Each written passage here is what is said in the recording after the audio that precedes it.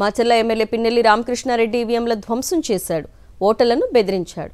ఎన్నికలు సక్రమంగా జరగలేదు అని 2 రోజులుగా గగ్గోలు పెడుతున్న టీడీపీ పచ్చ మీడియా వర్గాలు ఎందుకు ఈవీఎంలు పగలగొట్టిన చోట్ల రీపోలింగ్ జరపమని ఎన్నికల సంఘాన్ని కోరలేదన్న ప్రశ్న అందరిలోనూ వేధిస్తోంది. సాధారణంగా ప్రతిపక్ష పార్టీలు పోలింగ్ రోజు అధికార పార్టీ రిగ్గింగ్ చేసిందను, అధికారులను ఉపయోగించి ఎన్నికలు పారదర్శకంగా జరపలేదన్న కారణాలను చూపి రీపోలింగ్ అడుగుతాయి. అయితే ఫ్యాక్షన్కు దూరంగా ఉంటూ అభివృద్ధి బాట పట్టిన మాచర్లనే కావాలనే టీడీపీ అనుకూల మీడియా ఛాంబర్ లోయ అంటూ గత కొన్ని నెలలుగా విష ప్రచారం చేస్తోంది.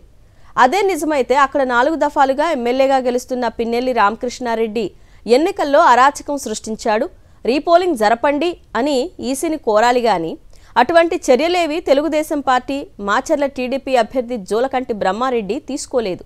అంటే ఎన్నికలు వారికి అనుకూలంగా జరిగాయని వారు భావిస్తున్నట్లేగా. తాము చేసిన రిగ్గింగ్ వృధా కాకూడదనే మౌనంగా ఉన్నారా అన్న వాదన తెర మీదకొస్తోంది. నిజానికి ఫ్యాక్షన్ నేతగా ముద్రపడిన మాచర్ల టీడీపీ ఎమ్మెల్యే అభ్యర్థి జోలకంటి బ్రహ్మారెడ్డి పోలింగ్ రోజు తన నిజ స్వరూపాన్ని బయటపెట్టాడు. వైఎస్ఆర్సీపీ ఏజెంట్లను పోలింగ్ బూత్ నుంచి బయటకు లాగి కళ్లల్లో కారం కొట్టి దాడి చేయించాడు. రెంటచింతల మండలం పాల్వాయి గేటు, తుమ్మకోట, జట్టిపాలెం, కారంపూడి మండలం, ఒప్పిచెర్ల, చింతలపూడి, వెల్దుర్తి వంటి పలు గ్రామాల్లో ఇదే జరిగింది.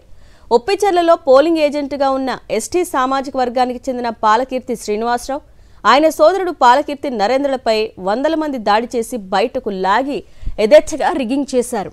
అలాగే రెంటచింతల మండలం తుమ్మకోటలో ఏజెంట్లుగా ఉన్న షేక్ సైషావలి, షేక్ జానీ భాషలను బయటకు లాగి విచక్షణారహితంగా దాడి చేసి గాయపరిచారు.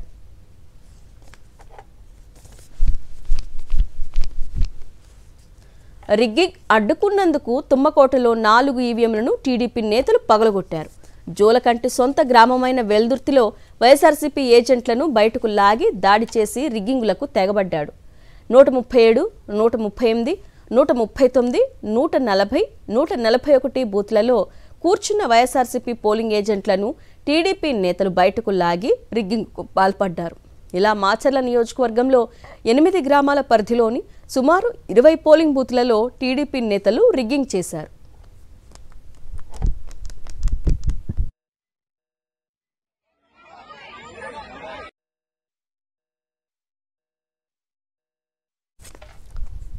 ఇక జోలకంటి బ్రహ్మారెడ్డి అనుకున్నట్లుగా రిగ్గింగ్ జరగడంతో విచ్చలవిడిగా టీడీపీ పచ్చ మీడియా పోలింగ్ రోజు తర్వాత వారం రోజుల పాటు రిగ్గింగ్ అన్న పదం వాడలేదు. టీడీపీ రిగ్గింగ్ చేయడంతో అడ్డుకోవడానికి పాల్వాయి గేటు పోలింగ్ కేంద్రం వద్దకు వెళ్లిన పిన్నెల్లి రామకృష్ణారెడ్డి గురించి పెద్దగా ప్రస్తావించలేదు. ఈవీఎంలు పగలగొట్టాడు అని వార్తలు సైతం పెద్దగా రాయలేదు. కారణం పాల్వాయి గేట్లో టీడీపీ చేసిన రిగ్గింగ్ బయటపడుతుందన్న ఒకే ఒక్క కారణం. అయితే నిజమో కాదో తెలియని ఓ ఈవీఎం పగలగొడుతున్న వీడియో బయటకు రాగానే ఒక్కసారిగా మాచర్లలో అరాచకం జరిగిందని గగ్గోలు పెడుతున్నారు.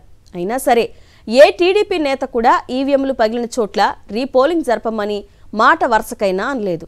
ఎందుకంటే అక్కడ రిగ్గింగ్ చేసింది, లాభపడింది తెలుగుదేశం పార్టీ కావడమే. ఈవీఎంలు పగలగొట్టడానికి ముందు ఆయా పోలింగ్ కేంద్రాల్లో జరిగిన దౌర్జన్యాల సీసీటీవీ ఫుటేజ్ బయట పెట్టమని అడగటం లేదు. ఒకవేళ టీడీపీ రిగ్గింగ్ చేసి ఉండకపోతే పూర్తి సీసీ ఫుటేజ్ బయట పెట్టమని వైఎస్ఆర్సీపీ డిమాండ్ చేస్తున్నా సరే వారెందుకు మౌనంగా ఉంటున్నారు? ఎందుకంటే జోలకంటి బ్రహ్మారెడ్డి వర్గం చేసిన అరాచకాలు బయటపడితే వారి కుట్రలు ప్రజలకు తెలిసిపోతాయని భయం.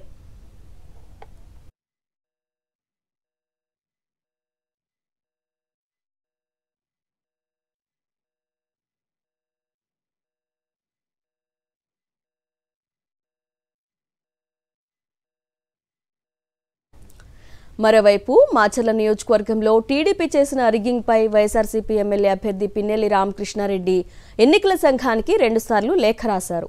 పోలింగ్ రోజు నియోజకవర్గంలోని 8 గ్రామాల్లోని పోలింగ్ కేంద్రాలలో టీడీపీ చేసిన దౌర్జన్యాలను వివరిస్తూ మే 13వ తేదీ 3:30 6:10 ఈసీకి 2 లేఖలు రాశారు.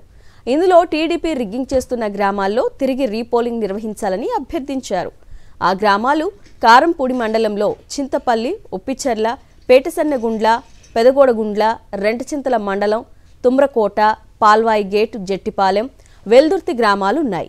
అయినా ఈ లేఖలను ఎన్నికల సంఘం పట్టించుకున్న పాపాన పోలేదు. టీడీపీ నేతలు రీపోలింగ్ జరపకుండా ఎన్నికల సంఘాన్ని ఒత్తిడి తెచ్చి విజయం సాధించారని వైఎస్ఆర్సీపీ నేతలు ఆరోపిస్తున్నారు. నిజంగా వైఎస్ఆర్సీపీ నేతలు రిగ్గింగ్ చేసి ఉంటే రీపోలింగ్ జరపమని పదే పదే లేఖలు రాసి ఎందుకు డిమాండ్ చేస్తారు? వెబ్కాస్టింగ్ వీడియోలు పూర్తిగా బయటపెట్టమని ఎందుకు అడుగుతారు? అంబటి రాంబాబు లాంటి నేతలు రీపోలింగ్ కోసం ఎందుకు హైకోర్టు మెట్లెక్కుతారు? ఈ చిన్న లాజిక్ల వల్ల పల్నాడులో అరాచకాలు చేసింది తెలుగుదేశం పార్టీయేనని స్పష్టమవుతోంది.